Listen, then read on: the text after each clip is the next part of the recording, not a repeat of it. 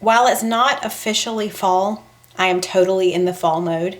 And fall, to me, equals warm, cozy Crockpot meals. So this week, I'm going to share with you 3 different Crockpot meals, hopefully that you've never tried before and that you're going to be trying soon. Hey y'all, I'm Mandy, and this is Mandy in the Making. This is my mom.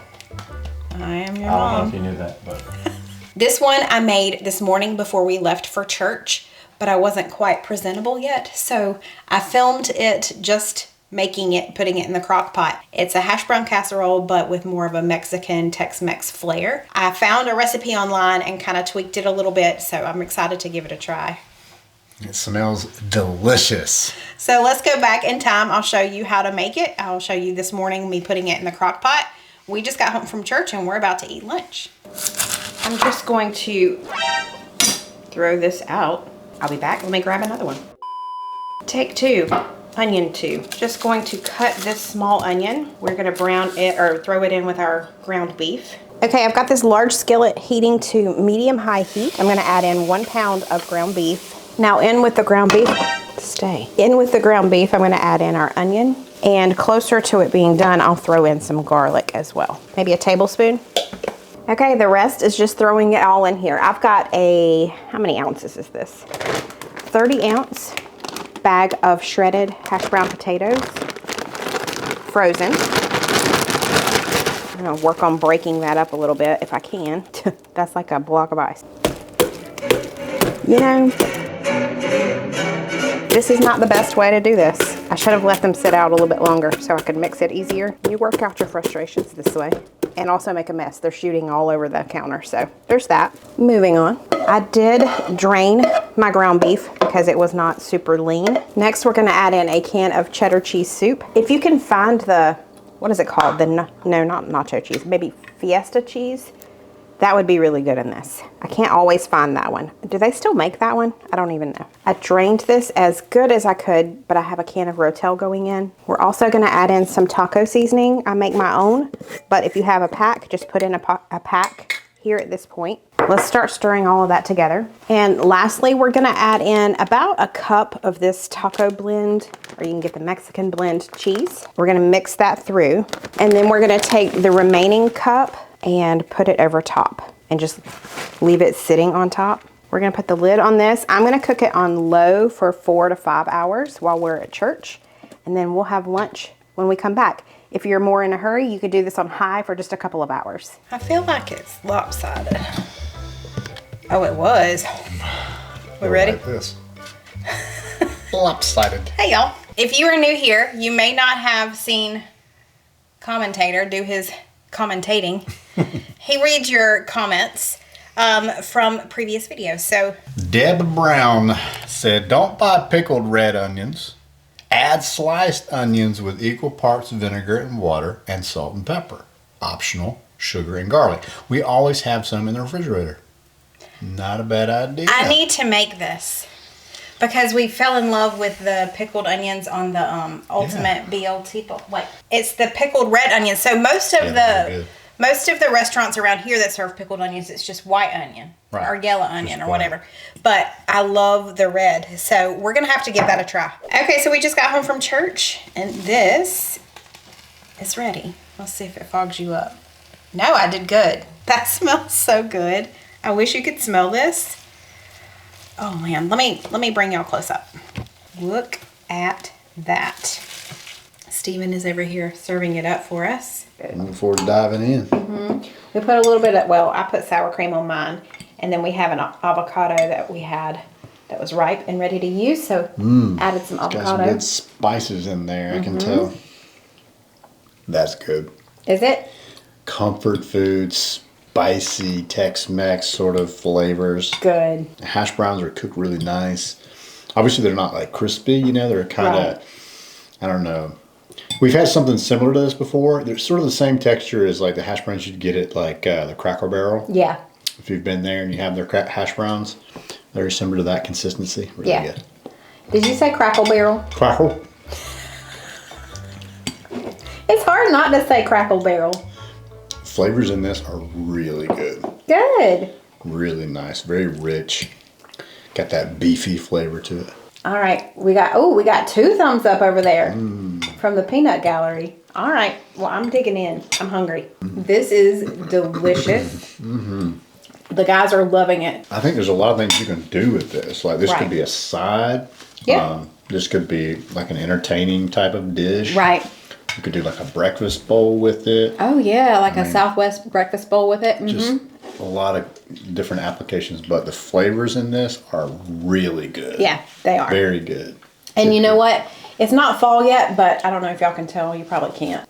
You can't really tell, but it is very gloomy. It's been raining all morning.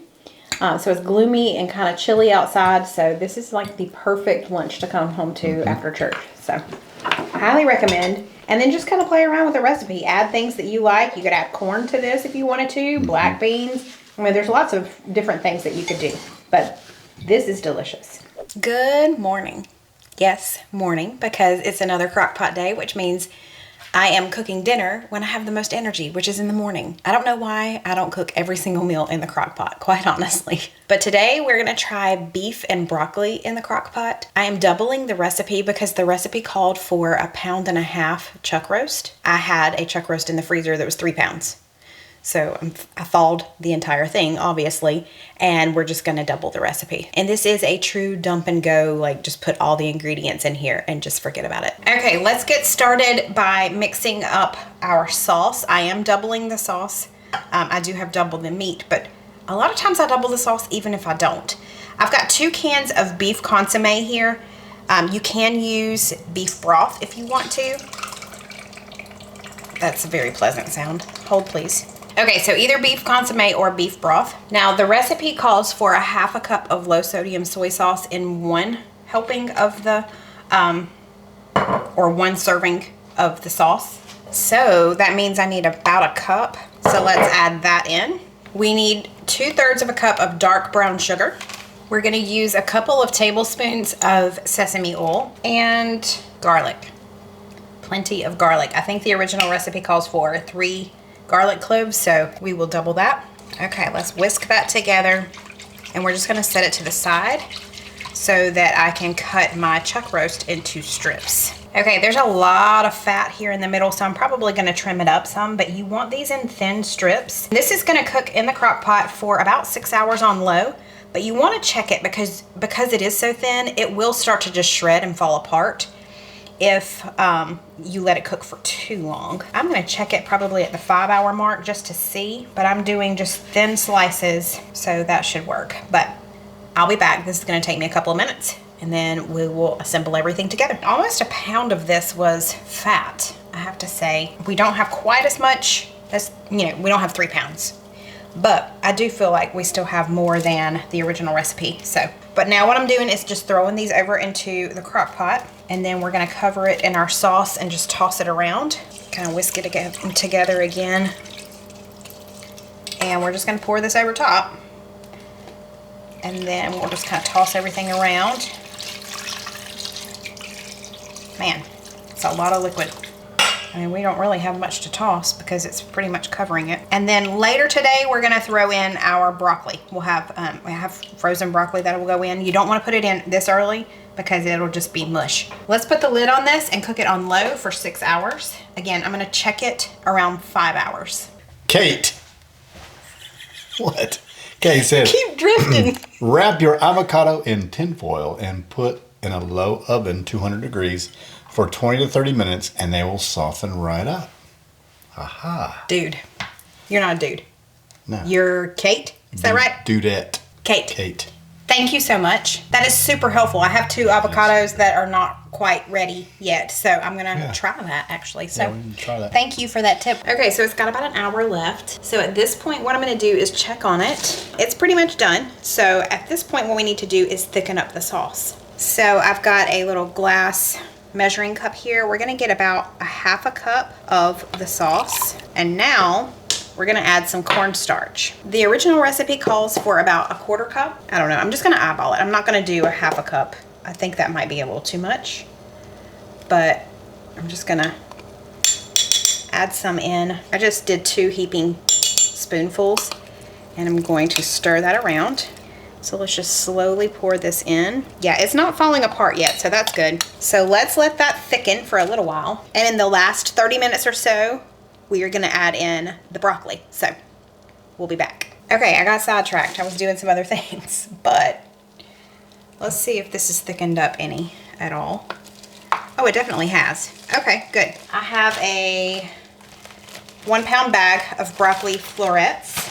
Yes, they are still frozen.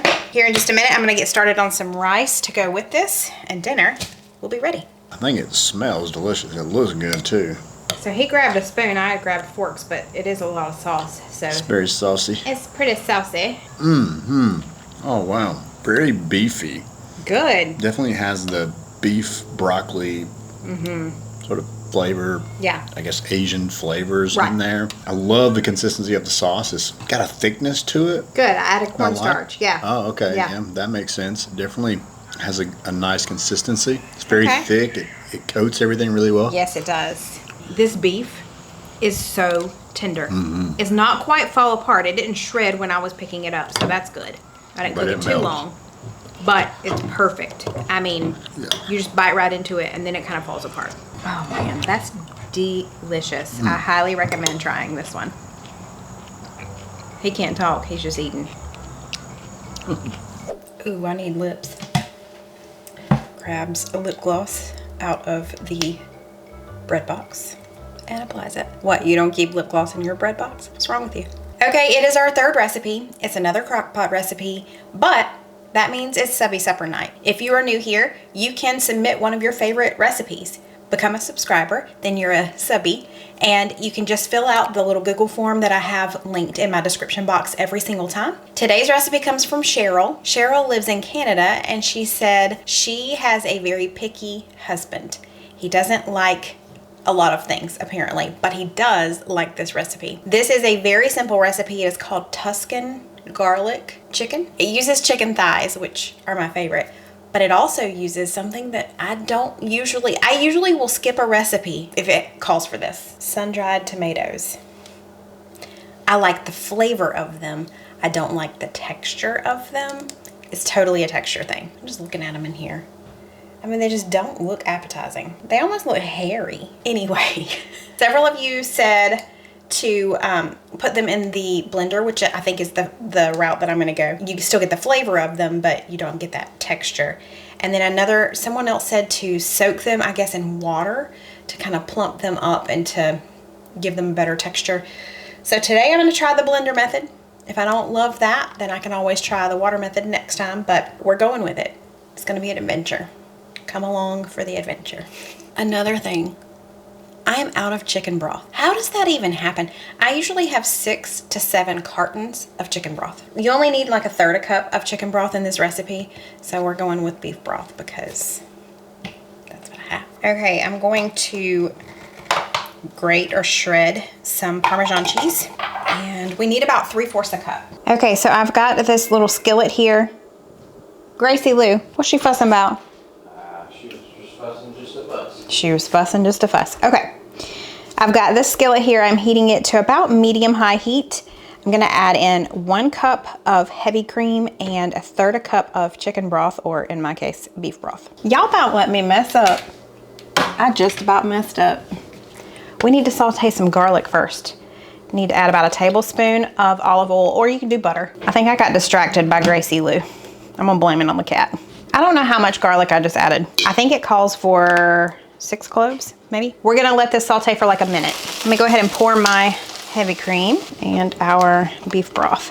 And we're just gonna bring this to a simmer and let it simmer for about 10 minutes or so. While that's doing that, we're gonna go over there and take stems off of spinach. I know we don't need the spinach yet, but I'm gonna go ahead and get it done. I take that back, we're not taking the stems off the spinach. We are going to do the whole sun-dried tomato thing. Yeah, I cannot open that. This thing is the bomb. See? Works like a charm. Now it does say to chop them. So there's that. We're gonna just really chop them. I mean, I can go with that. It's almost like a paste. So we're gonna get the good flavor, but I'm not gonna get that texture, so. Oh, and a heads up, when you're simmering this, you do wanna turn, I don't think I told you, you wanna turn the heat down once it came up to a bubble, I turned it down to about low, and it's just over here simmering. We're gonna let it simmer for just a couple more minutes. Okay, this has been simmering for a good 10 minutes. I've got our Parmesan cheese here. This is very similar to an Alfredo, but we're gonna add in the Parmesan cheese little by little, whisk it around and let it melt. You need about 3/4 a cup of Parmesan cheese. If it gets too thick, you could always add just a little more cream. You just gotta adjust it as you feel you would like. Okay, while that is hanging out and I'm letting the Parmesan melt all the way, I added 6 chicken thighs here. I did trim them up just a little bit. You can use 6, 8, however many your family likes. We usually eat 2 per person. I'm gonna season them with a little bit of sea salt. Don't need too much. And some pepper. We're also gonna add some Italian herb seasoning. That just happened. Luckily I caught it. This came off. My gosh, I'm so glad I caught that and it didn't just splatter all over my kitchen, because this is glass. I've never had that happen before. That's not cool.